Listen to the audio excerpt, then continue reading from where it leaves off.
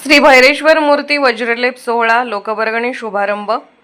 श्री भैरेश्वर मंदिर जीर्णोद्धार कमिटी शिर्डी यांच्या वतीने आयोजित केलेल्या श्री भैरेश्वर देवाचा वज्रलेप महापेहरावा महायज्ञ व महाप्रसादाचे नियोजन बैठक मंदिरात संपन्न झाले।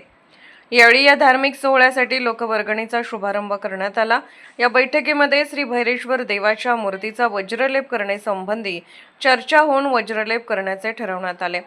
सदर महापेहरावा महायज्ञ महाप्रसाद आणि मूर्ती वज्रलेप करण्यासाठी लोकवर्गणी गोळा करण्याचा निर्णय घेण्यात आला।